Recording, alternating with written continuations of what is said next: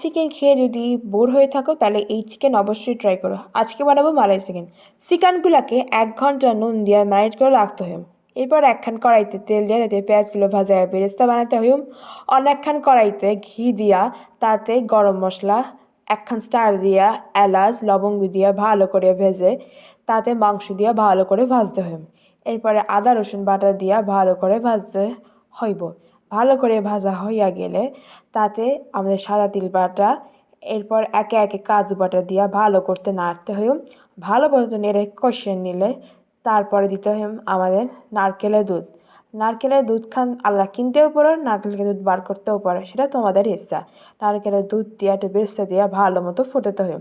ভালো মতো ফুইটা গেলে কয়েকখান সেরা কাঁচা লঙ্কা দিয়ে স্বাদ মতো চিনি গরম মশলা গুঁড়া দিয়া ভালো মতো নাড়তে হবে।